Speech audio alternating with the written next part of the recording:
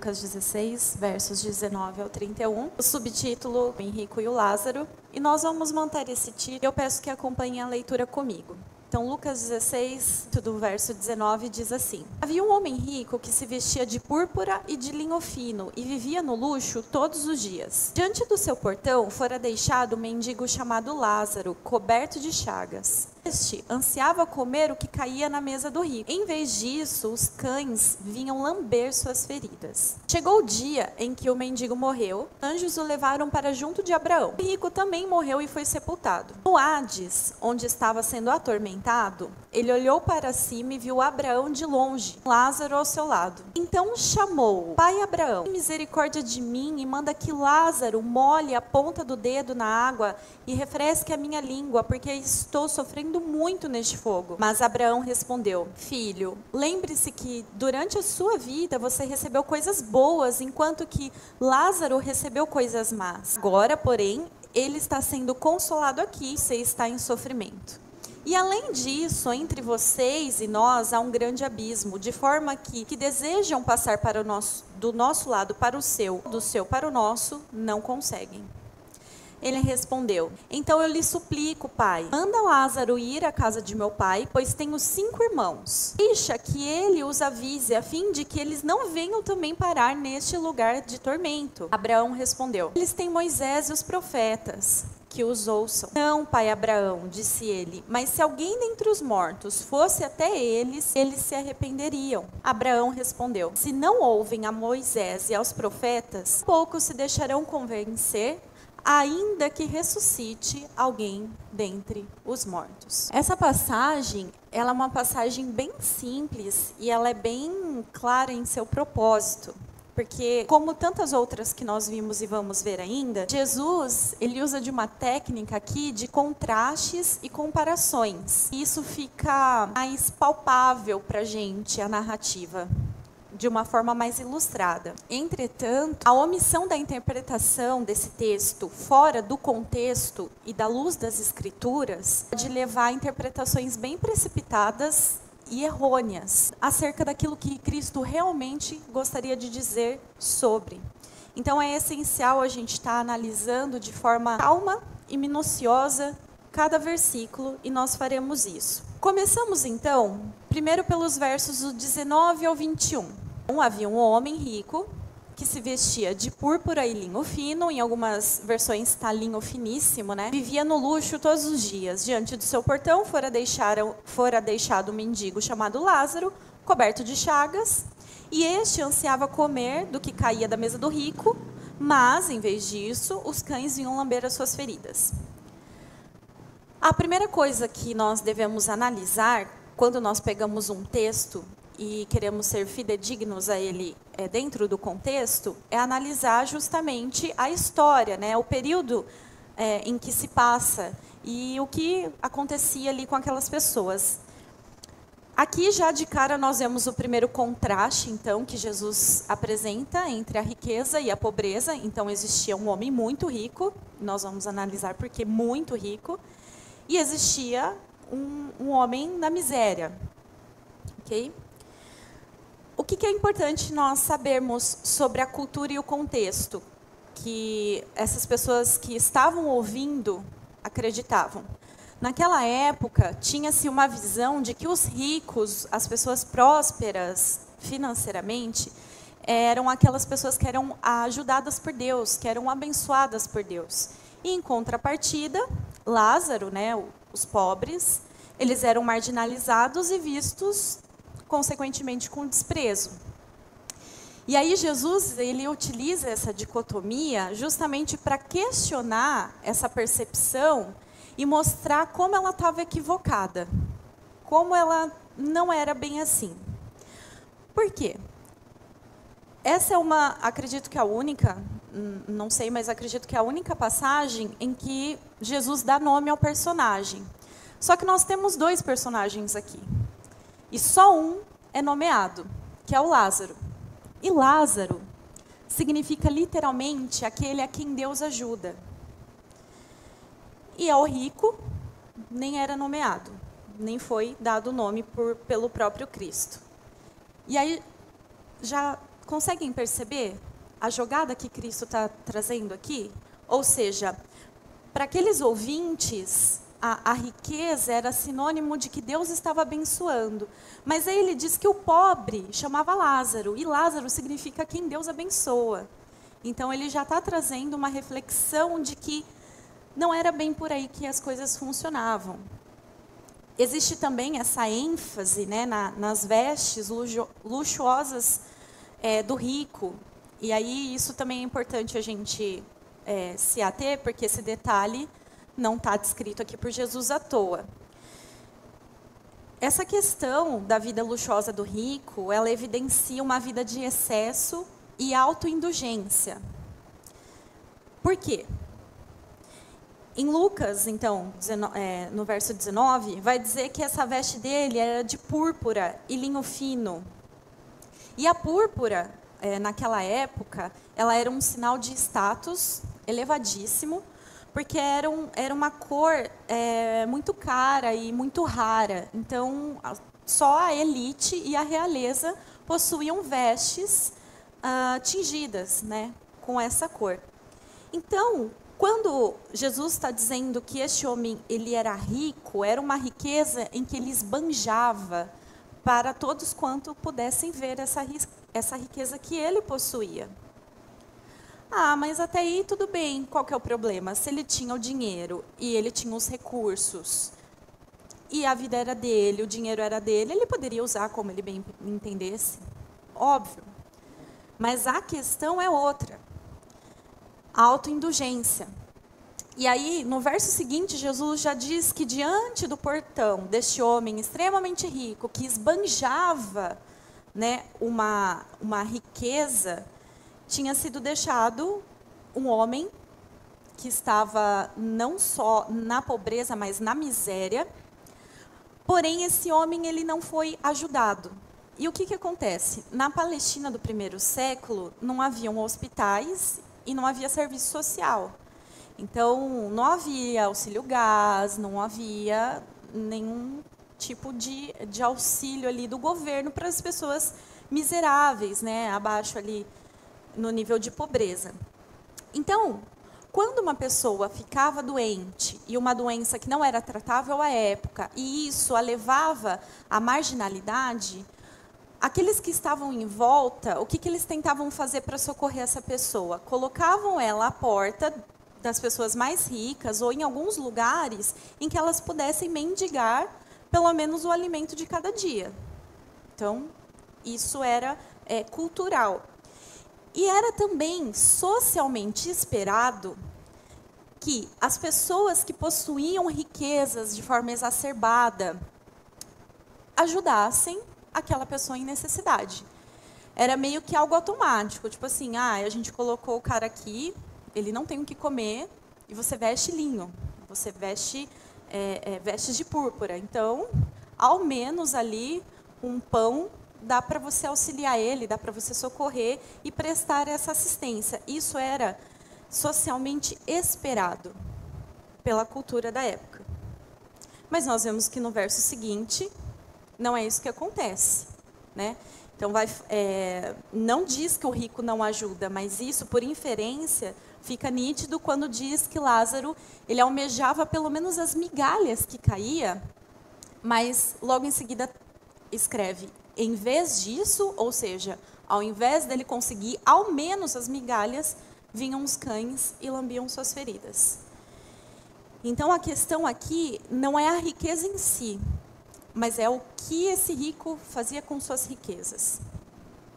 E aí, em Mateus 23, Jesus diz assim: ai de vocês, mestres da lei e fariseus hipócritas, vocês dão o dízimo da hortelã, do endro e do cominho, mas têm negligenciado os preceitos mais importantes da lei, que é a justiça, a misericórdia e a fidelidade. Vocês devem praticar essas coisas sem omitir aquelas. Ou seja, isso é uma vida de autoindulgência. É uma vida de autojustificação, de mera aparência. O problema não era o rico ter toda aquela riqueza. O problema é que, mesmo ele tendo aquela riqueza e podendo socorrer o necessitado, ele negava isso. A justificativa para ele não ajudar o Lázaro, que foi colocado à porta da sua casa, não é colocada aqui. Podemos elocubrar. Mas o fato é que ele não ajudou. E um outro ponto também que é importante a gente lembrar no decorrer dessa passagem é o público para o qual Jesus está contando essa parábola. O público era as multidões, os discípulos e alguns fariseus e mestres da lei.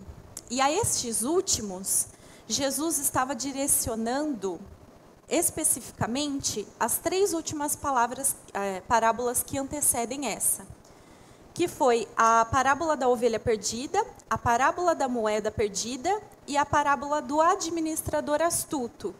E aí direciona novamente a parábola do homem rico e o Lázaro. E nós vamos ver que todas essas parábolas, apesar de conterem o contexto de riqueza material, pouco tem a ver com isso, mas sim da riqueza espiritual.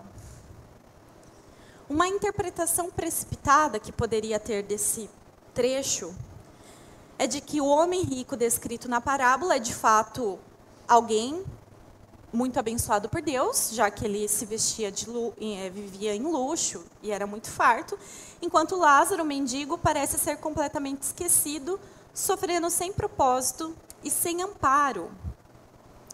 E obviamente que por conhecermos o nosso Deus e toda o restante das Escrituras, nós sabemos que é uma interpretação bem equivocada, porque ela está levando em consideração apenas a aparência, apenas o externo, esquecendo de que Deus julga o interno e a intenção do coração. Ele não pode ser enganado por hipocrisia e aparência humana. A interpretação, então, real à luz das Escrituras, desse pequeno trecho, qual seria? O homem, ele pode até viver de aparências e ter uma falsa piedade na frente dos outros, né? É aquela coisa, é a pessoa que dá esmola tirando selfie para postar no Facebook. É uma falsa piedade, é uma fachada. No entanto, Deus que sonda os nossos corações e sabe o mais íntimo do nosso ser, não pode ser iludido por essa fachada. Sendo assim, nenhuma forma de dissimulação escapará aos olhos do Senhor, que vai além das ações superficiais e julga as intenções profundas que movem cada ser. Isso foram só os primeiros versículos. Prosseguindo, então, dos versos 22 ao 23, diz: Então chegou um dia em que o mendigo morreu, e os anjos o levaram para junto de Abraão. O rico também morreu e foi sepultado. No Hades, onde estava sendo atormentado, ele olhou para cima e viu Abraão de longe, com Lázaro ao seu lado. Neste outro pequeno trecho aqui, a gente vai ver também muitos elementos culturais e religiosos ali do contexto judaico do primeiro século.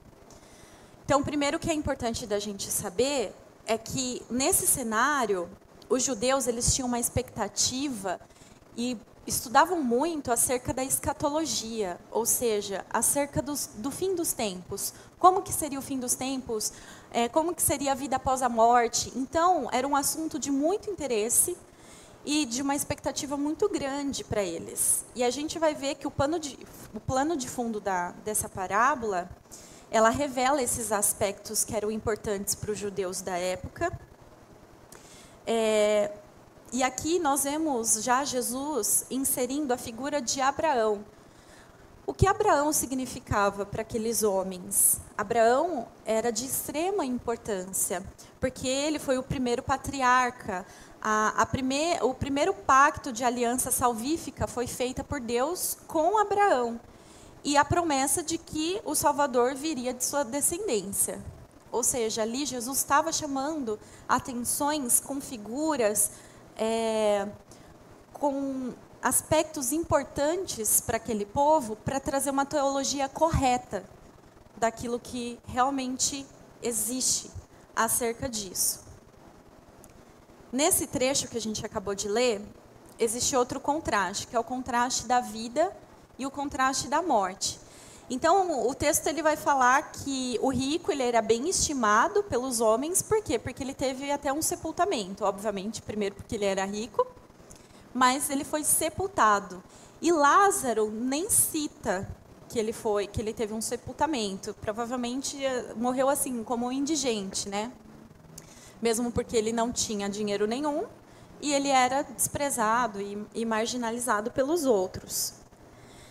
Contudo, o rico foi para o Hades e o Lázaro para o paraíso. Antes da gente entrar nessa questão de Hades e seio de Abraão, é importante ressaltar uma coisa. Quando alguns leem essa passagem, como eu disse, com uma interpretação, uma exegese muito precipitada do contexto, não dá para afirmar o seguinte: tá vendo? Todo rico vai para o inferno. Não é isso que a passagem diz, tá? Mesmo porque a riqueza em si não é pecado. E isso quem digo não sou eu, mas a própria Bíblia. E Jesus, nesta passagem, também não está condenando a grandes fortunas, tá bom? Mas ele condena a vida baseado nessa riqueza. Então, em 1 Timóteo 6, do 9 ao 10, vai dizer assim: os que querem ficar ricos caem em tentação, em armadilhas e em muitos desejos descontrolados e nocivos que levam os homens a mergulharem na ruína e na destruição. Pois o amor ao dinheiro é a raiz de todos os males. E algumas pessoas, por cobiçarem o dinheiro, desviaram-se da fé e se atormentaram a si mesmas com muitos sofrimentos. E na parábola anterior, antes de começar essa do homem rico e do Lázaro, Jesus, em Lucas do 13 ao 15, vai dizer diretamente para os fariseus e mestres da lei o seguinte: nenhum servo pode servir a dois senhores. Por quê? Porque odiará um e amará outro, ou se dedicará a um e desprezará o outro. Vocês não podem servir a Deus e ao dinheiro. Os fariseus, que amavam o dinheiro, ouviam tudo isso e zombavam de Jesus.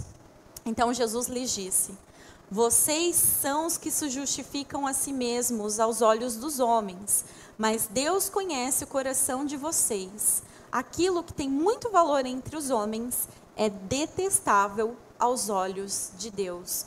Então, vocês percebem agora que a problemática aqui do homem rico não era a sua riqueza em si, não eram as suas posses, mas era uma vida de autoindulgência, de avareza, e principalmente pelo desprezo e a falta de misericórdia com o próximo.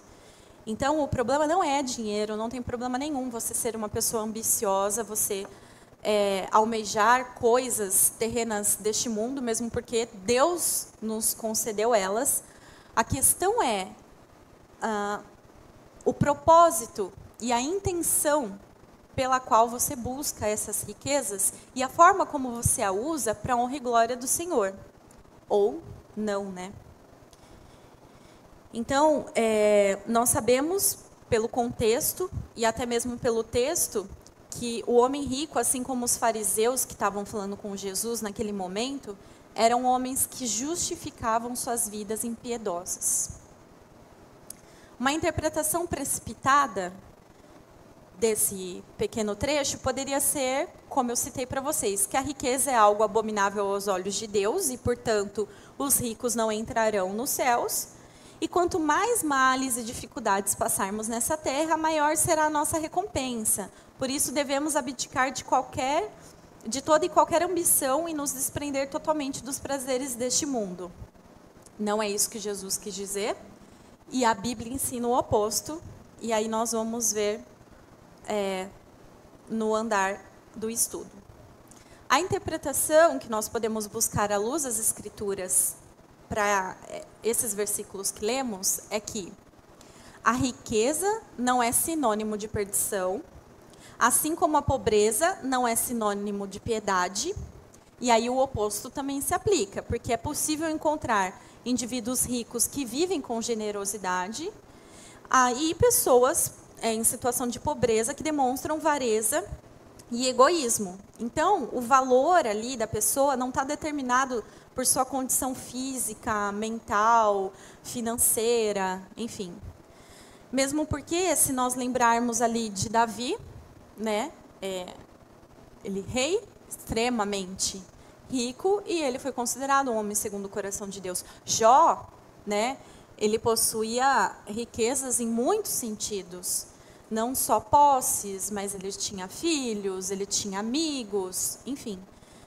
E ele era um homem a ponto de Deus chamar o diabo e falar: vixe, meu servo Jó, ao ponto de o próprio Deus o chamar de justo. Então, a questão aqui não tem nada a ver com prosperidade. Tá bom? Uma outra coisa também que a gente pode interpretar, à luz das Escrituras, nesse trecho, é de que a morte chega para todos. Então, todos vão morrer. Sejam ricos, pobres, salvos e ímpios. Vai chegar para todo mundo. Quando a senha chamar, não tem o que fazer.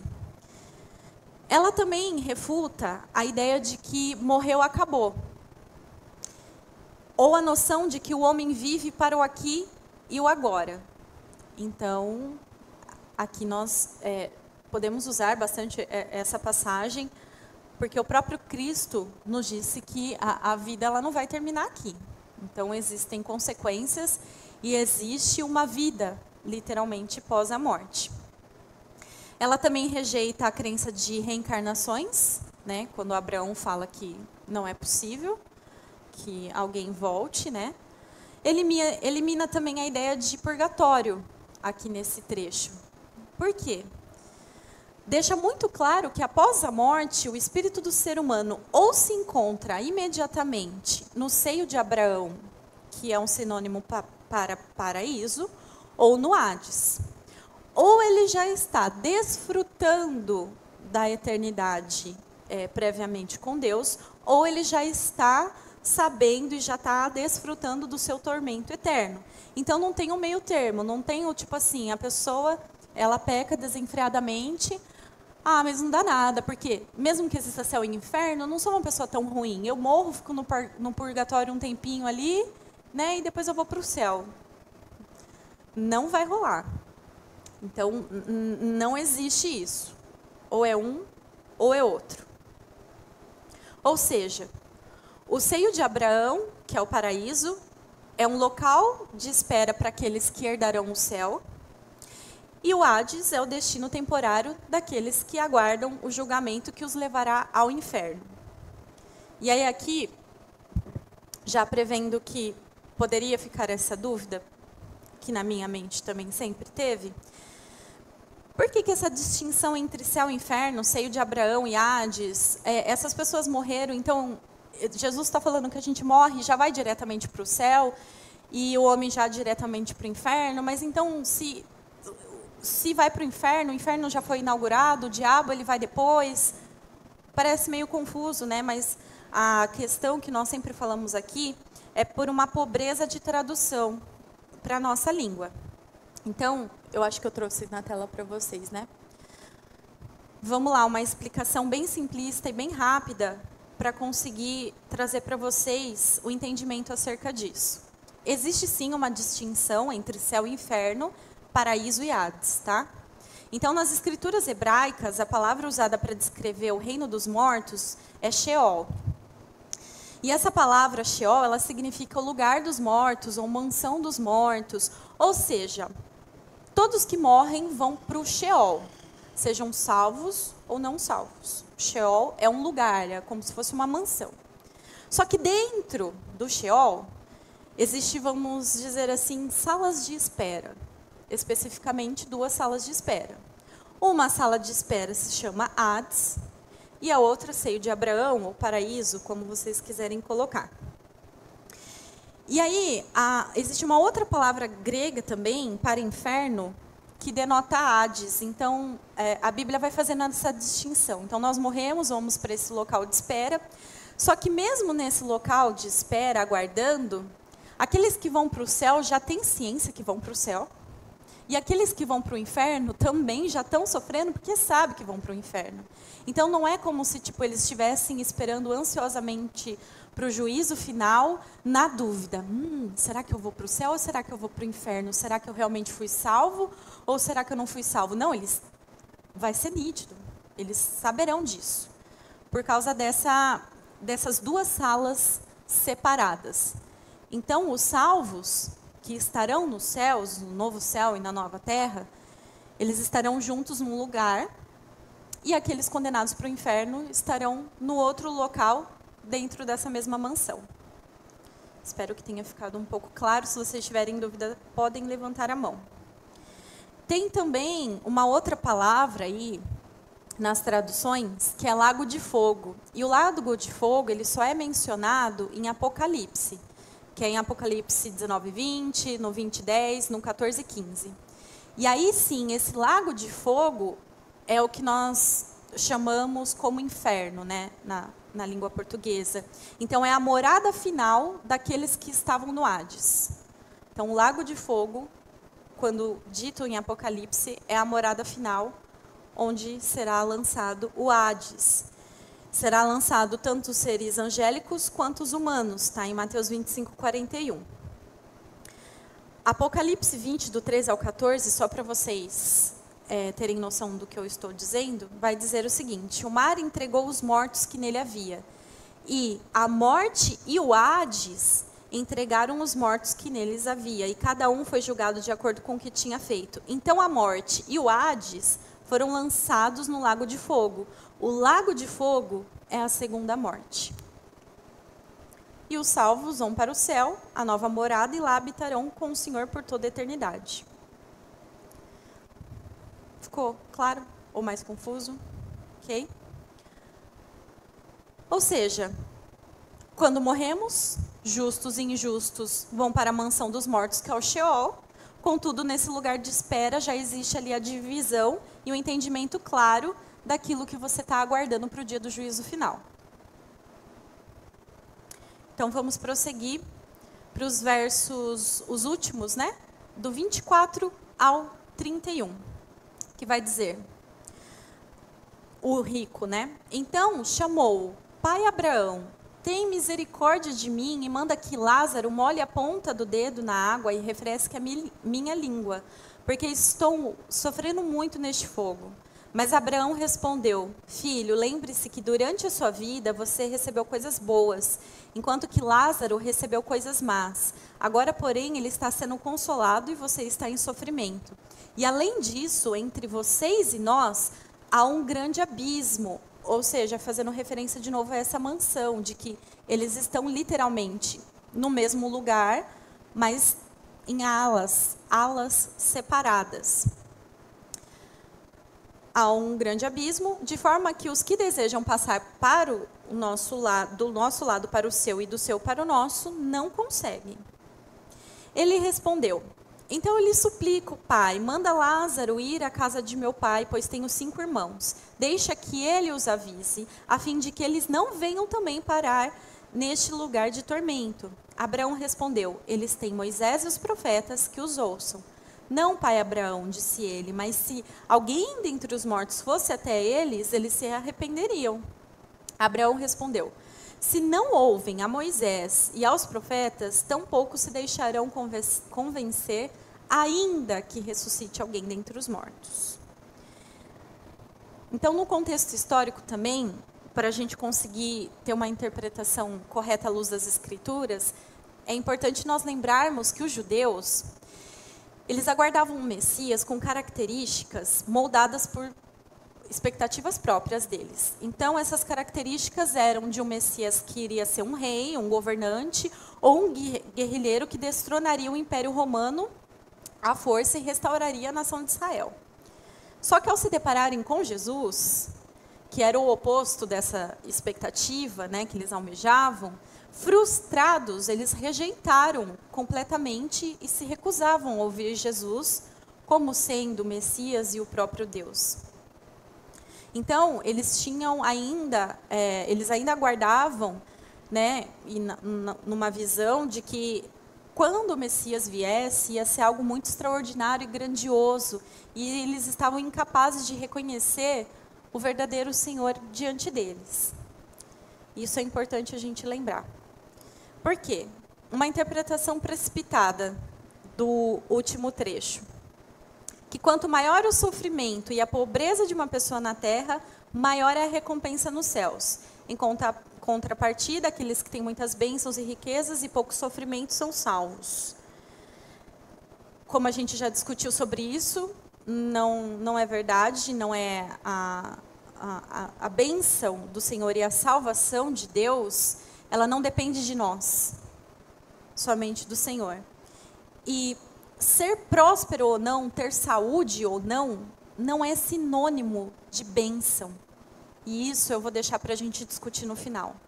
Outra interpretação precipitada é de que o rico reconheceu e se arrependeu de seus pecados. E aí ele suplica a ajuda de Lázaro, demonstrando misericórdia com os seus. Aqui também Jesus, né, ele dá uma boa aula de teologia, dizendo o seguinte: depois de morto, não há mais arrependimento. Não há. O arrependimento e o reconhecimento de quem é Cristo é aqui e agora. Tá? Então, o homem rico, ele não reconhece o seu erro. E esse diálogo que ele tem com Abraão não é no sentido de que ele está arrependido, e aí por isso ele quer, de uma forma misericordiosa, avisar os seus. Na verdade, nós vemos através da fala dele como que ele ainda é presunçoso, coração altivo, porque ele ainda vê Lázaro como seu subordinado. Então é tipo assim, ele clama a Abraão e fala: ai, manda Lázaro ir lá avisar, manda Lázaro vir aqui me refrescar. Então no inferno não tem arrependimento. Quando a passagem bíblica vai nos dizer que todo joelho se dobrará e toda língua confessará que Jesus Cristo é o Senhor, não é que ali eles estarão se convertendo. Não. É porque eles estarão constatando o óbvio. Então é uma evidência, não é que eles vão se prostrar diante do senhorio e terão seus corações convertidos. Não, é uma constatação do óbvio, né? Então, não haverá mais uma segunda chance. Jesus Cristo, ele está dizendo para aqueles homens o seguinte: se arrependam hoje, se convertam hoje, mudem as suas atitudes, essa vida de autoindulgência, essa vida pecaminosa de aparências agora, porque depois que morrer, não tem outra chance, não há segunda chance. A chance, ela é aqui. E aí a gente pode pensar: nossa, mas falar isso parece que Deus é um Deus impiedoso, né? Gente, como Deus é longânimo, sejamos sinceros. Às vezes eu fico pensando, por que será que Jesus não volta logo, né? Mas será que Deus não está, né, na sua imensa mansidão e paciência, nos dando a oportunidade de hoje e agora consertarmos as nossas vidas e vivermos de acordo com o querer e a vontade dele? Porque é fato de que, uma vez salvos, para sempre salvos, mas aquele que não honra e glorifica o Senhor em terra e não tem satisfação em agradar o Senhor em terra, vocês acham que isso será na eternidade?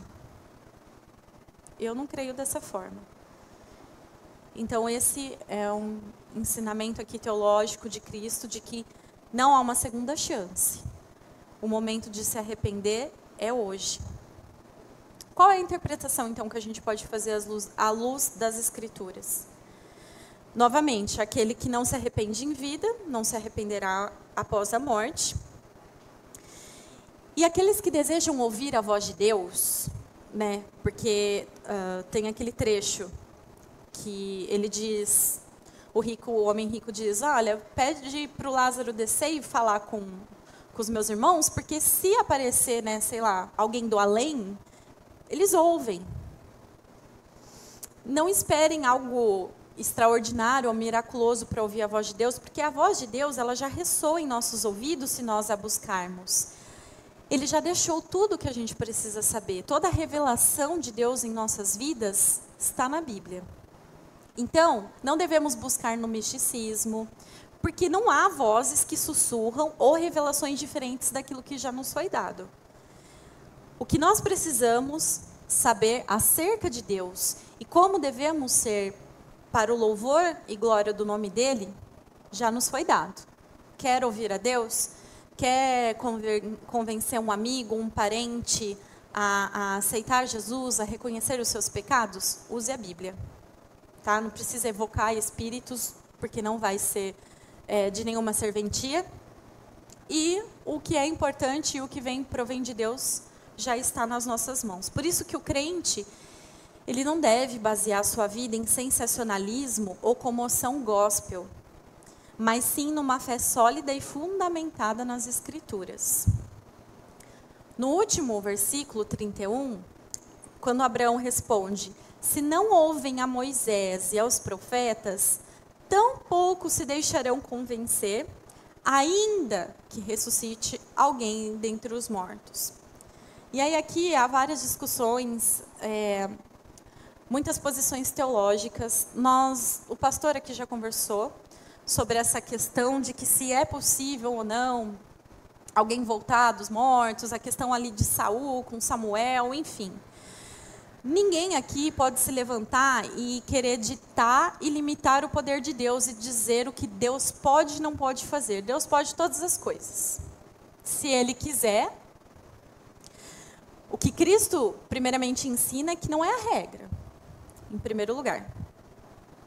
Em segundo lugar, que, na verdade, é o ponto mais importante e a chave desse versículo, não é nem a questão de pessoas voltarem, né, que já partiram, voltarem do além e virem trazer uma mensagem, mas é uma referência direta que ele está falando aqui, especificamente, para os fariseus e mestres da lei. Por quê? Como eu disse para vocês, Deus tem um propósito para tudo. E todas as escrituras, elas são colocadas propositalmente para nós.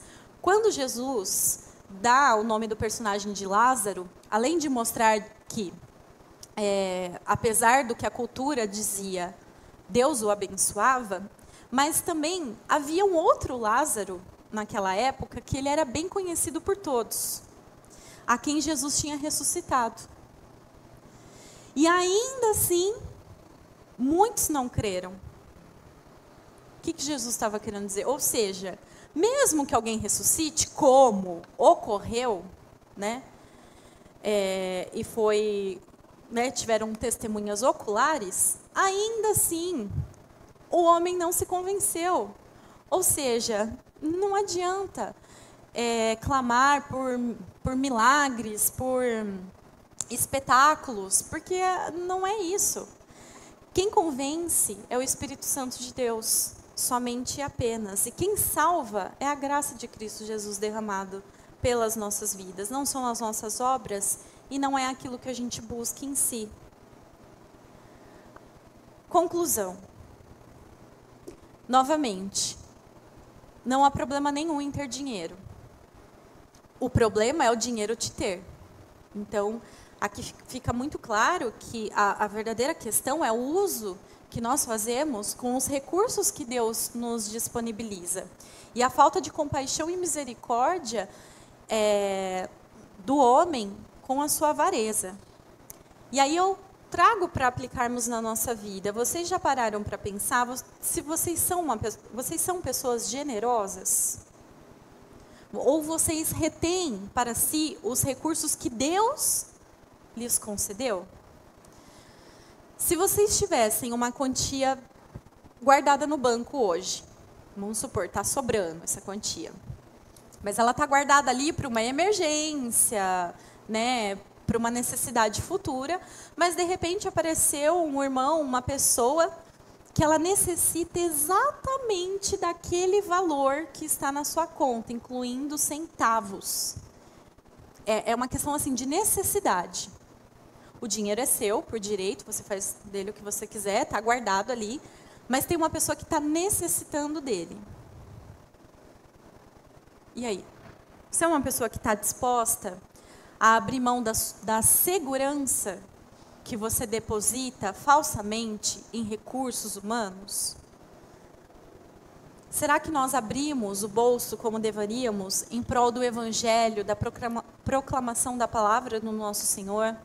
Aqui nós temos a arrecadação para missões, que é assim um valor exorbitante de R$25.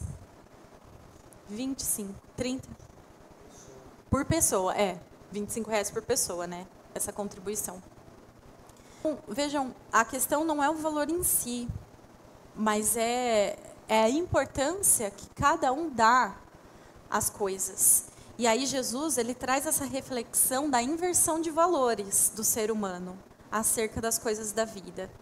E essas perguntas são importantes porque elas nos fazem refletir sobre a nossa responsabilidade de compartilhar as bênçãos que o Senhor tem nos dado e de entender o real propósito pelo qual Deus nos concede. Então, nós sabemos que tudo é permissão de Deus. Então, se Deus está permitindo que você seja próspero, que você tenha, qual é o propósito disso? Uma vez que Deus não nos concede nada sem sentido. É para você reter? É para você usar para o seu bel prazer e para a sua família? Óbvio, são coisas legítimas. Como Jesus vai explicar, você pode usar para essas coisas, desde que, essa é a advertência que ele faz para os fariseus. Olha, tudo bem, deem aí as suas ofertas, né, de forma minuciosa, como vocês gostam, mas desde que vocês não deixem de praticar outras coisas. Então, a questão não é as riquezas deste mundo, mas a sabedoria que nós temos em usá-las para a honra e glória de Deus e edificação das nossas vidas e do próximo. Um outro ponto de conclusão também que a gente pode tirar é que a gente não deve buscar reconhecimento dos homens, né? Porque é um reconhecimento vil, não tem importância e é um status mundano e passageiro. Ao invés de a gente buscar reconhecimento de homens, nós deveríamos nos preocupar com o que Deus pensa sobre nós e sabe sobre nós. Lembrando que, mesmo Ele conhecendo nós melhor do que nós mesmos, apesar de nossas falhas, fraquezas e pecados, Ele decidiu nos colocar num lugar no qual nós não merecíamos. E isso deve ser importante para nós. Então, nós vamos para o céu porque somos bons? Não, nós somos péssimos. E ainda assim, Deus nos concedeu a salvação. Isso é importante. Não o que o homem pensa, não se o homem vai te aplaudir, vai te elogiar, pouco importa. O que importa é o que Deus fala a nosso respeito. Lázaro, ele foi um homem literalmente desprezado pelos homens. E essa é o X da questão que Jesus traz para aqueles homens. Mas apesar disso, ele não foi esquecido por Deus. Deus enxergava ele. Então, o que nós vemos aqui é o seguinte: é uma grande dificuldade do ser humano associar tribulação ao amor de Deus. Assim como aqueles homens, hoje em dia também nós pensamos assim. Eu estou doente, eu estou sem dinheiro, eu perdi o emprego, eu estou mal, eu estou destruído, estou sangrando por dentro. Deus me abandonou. Porque olha o outro está cheio de saúde, nem estava procurando emprego, o emprego bateu na porta dele, né? Está esbanjando felicidade, e aí a gente faz essa comparação que não tem sentido nenhum e não é real. E aí Cristo vai dizer o seguinte: a tribulação ou a bênção pouco tem a ver com o amor de Deus sobre as nossas vidas. Então, toda vez que nós estivermos passando por dificuldades, a gente tem que lembrar dessa verdade e voltar nessa passagem. É isso que Cristo quer mostrar. Olha, apesar do Lázaro ter tido essa vida, isso não quer dizer que Jesus abandonou ele. Assim como também Jó ali com as suas riquezas, teve, perdeu, ganhou de novo, o X da questão não são as bênçãos de Deus, mas é o Deus das bênçãos. A própria cruz de Cristo, ela nos grita isso, que mesmo no auge do sofrimento ali de Cristo Jesus, o amor de Deus estava sendo plenamente revelado. Em meio às nossas lutas, nós podemos encontrar consolo na certeza de que Deus está ao nosso lado, trabalhando em cada circunstância para o nosso bem e para a glória dele.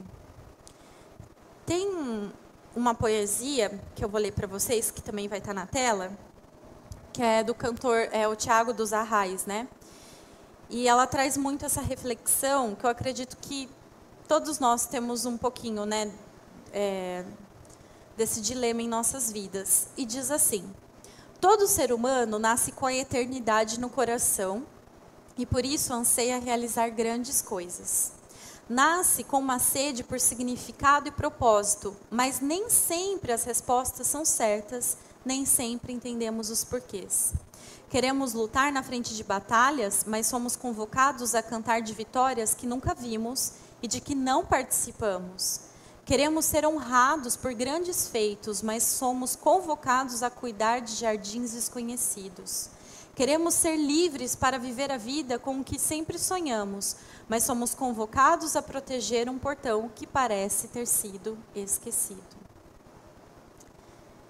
E novamente pergunto para vocês: você, Lázaro, você entende que você é aquele a quem Deus ajuda? Ou você acha que o seu sofrimento pequeno e passageiro é sinônimo do abandono de Deus em suas vidas? Ou será que você está numa vida de autoindulgência rumo à condenação e está usando autojustificação para não aceitar essa verdade descrita pelo próprio Cristo? E aqui, obviamente, é bem indigesto falar sobre inferno, sobre uma vida assim, de autoindulgência. Mas, parafraseando o reverendo Hernandes Dias Lopes, pior que falar sobre o inferno é ir para lá. Ignorar essa realidade não a torna menos verdadeira. E o maior perigo é viver como se ela não existisse. É isso que eu tinha para vocês hoje, irmãos. E aí eu vou deixar aberto para perguntas, colocações, caso tenha ficado alguma dúvida sobre algum destrinchamento da Torá. Senhor, nosso Deus e Pai amado, graças te damos, porque as suas misericórdias se renovaram sobre as nossas vidas, e esse é o motivo de estarmos aqui agora, Senhor. É somente pela tua graça, Deus, não há mérito nenhum em nós. Por isso, nós te louvamos ainda mais imensamente, apesar das lutas e tribulações, porque sabemos, Deus, que o homem e o mundo pode nos abandonar, mas o Senhor sempre estará ao nosso lado. O Senhor é o nosso refúgio, a nossa fortaleza. E nós te damos graça, ó Espírito Santo, por sempre estar nos convencendo do juízo, da justiça e do pecado, Senhor. Por isso eu louvo e exalto o teu santo nome. Amém.